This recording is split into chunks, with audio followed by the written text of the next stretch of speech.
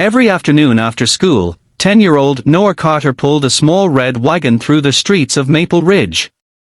Most children carried soccer balls or bicycles. Noah carried broken clay flower pots. Some were cracked cleanly in half.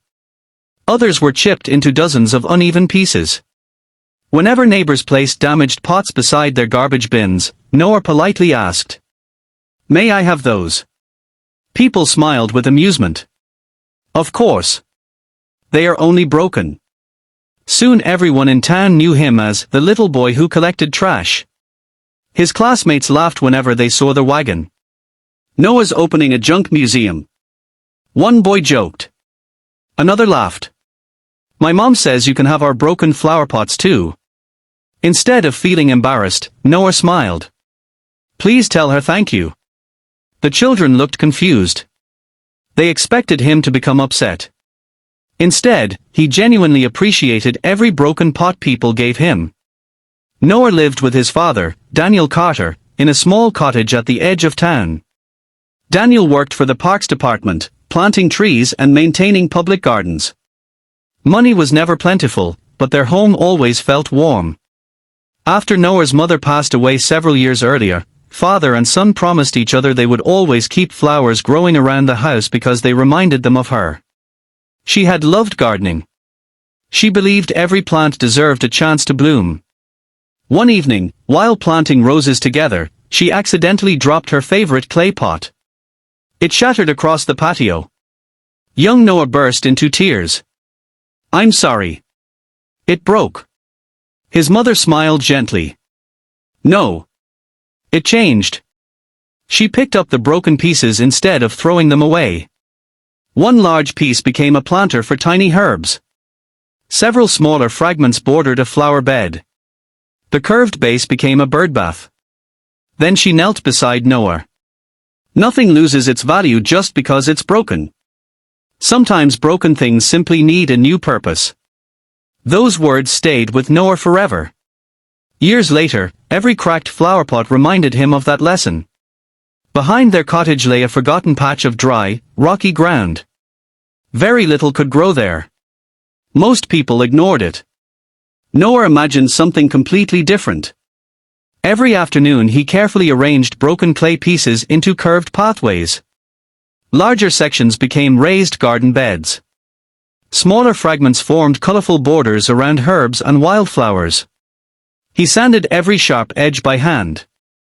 He studied gardening books borrowed from the public library. He experimented with compost, rainwater collection, and native plants that required very little water. Daniel quietly watched his son transform the empty space. One evening he asked, "So, what's the plan?"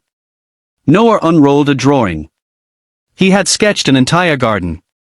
Tiny walking paths. Butterfly flowers. Bird feeders. Vegetable beds. A small pond made from an old clay basin. Daniel smiled. This is impressive. You really thought about everything. Noah nodded. I want people to forget they're looking at broken pots. I want them to see a garden. Daniel placed a hand on his son's shoulder. I think your mom would be very proud. Over the following months, neighbors continued laughing as Noah pulled home more broken pots. One woman shook her head. Poor boy. He doesn't know the difference between garbage and treasure. Daniel heard the comment.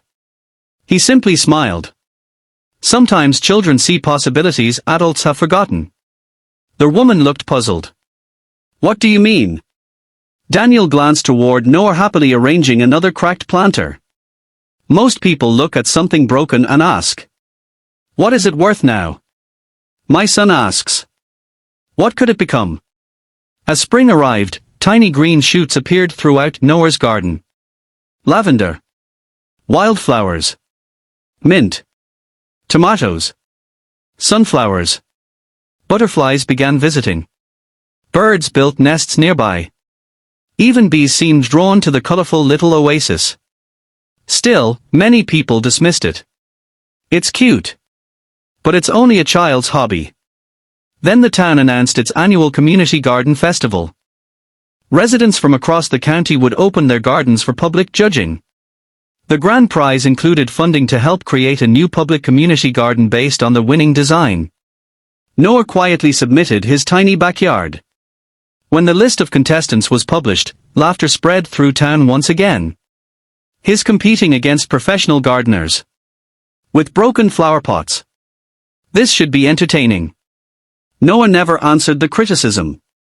Instead, he spent every evening tending each flower, watering every plant, and carefully placing the last broken clay pieces exactly where they belonged.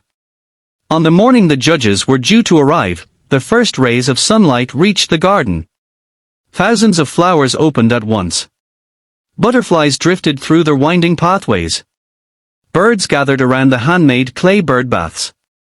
The once-forgotten patch of dry ground had become something so breathtaking that the first people walking past the cottage stopped in complete silence, unable to believe it was the very same place they had laughed at only weeks before. Word spread through Maple Ridge before the judges even reached Noah's cottage. "Have you seen the Carter garden? You won't believe it." People who had laughed only weeks earlier began gathering quietly outside the small wooden fence. One by one, they stopped talking. Their backyard no longer looked like a collection of broken flower pots. It looked like a work of art. Curved pathways made from colorful clay fragments wound gently between flower beds bursting with lavender, daisies, marigolds, and wildflowers. Large cracked pots had become tiered planters overflowing with strawberries and herbs. Smaller pieces formed delicate mosaics that reflected the morning sunlight. Butterflies floated from flower to flower. Bees buzzed peacefully among the blossoms. Birds drank from tiny fountains made from the bases of old clay pots. Even the once barren corner of the yard had become a vegetable garden producing tomatoes, peppers, lettuce, and beans. Everything had a purpose. Nothing had been wasted. When the three festival judges arrived, they spent nearly an hour exploring the tiny garden. One judge knelt beside a mosaic path. "Did you really make this from broken flower pots?" Noah nodded. "Yes, She smiled. "What gave you the idea?" Noah looked toward his father before answering. "My mom taught me that broken things can still be beautiful."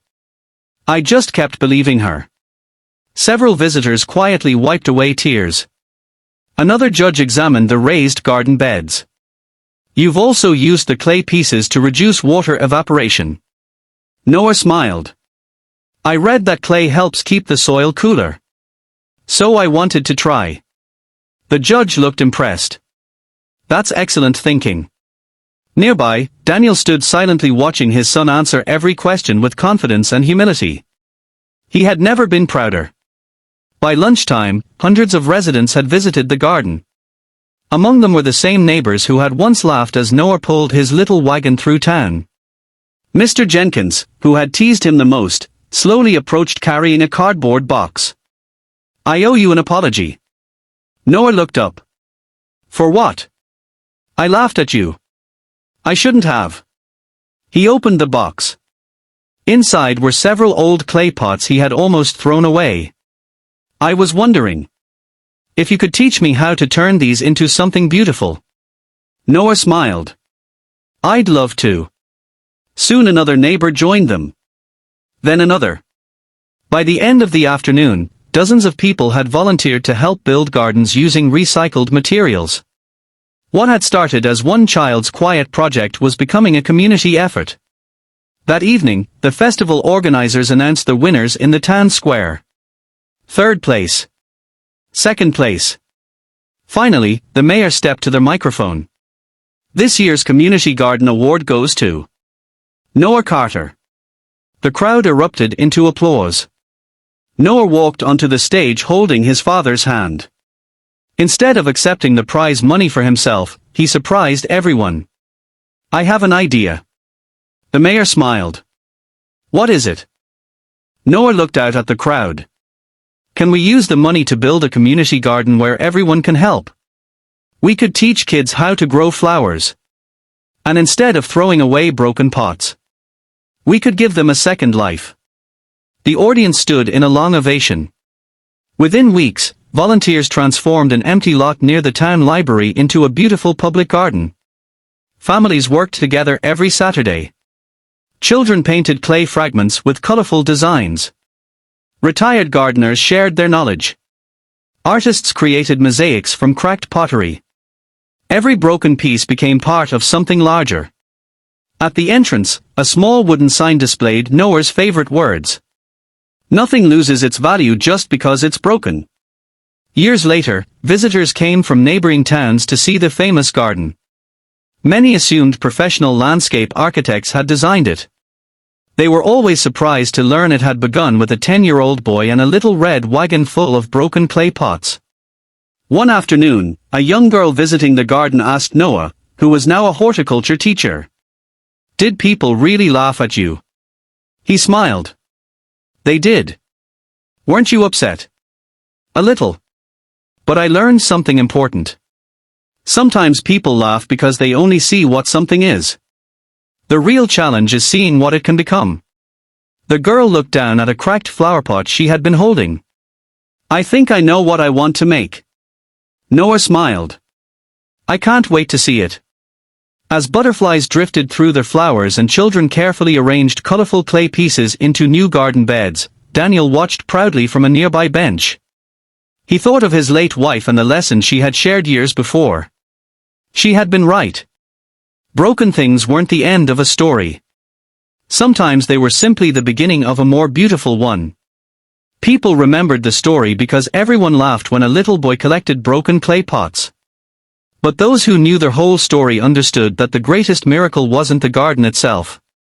It was the way one child's imagination transformed discarded objects into beauty, inspired an entire community to rethink waste, and reminded everyone that with patience, creativity, and hope, even the most broken things can bloom again.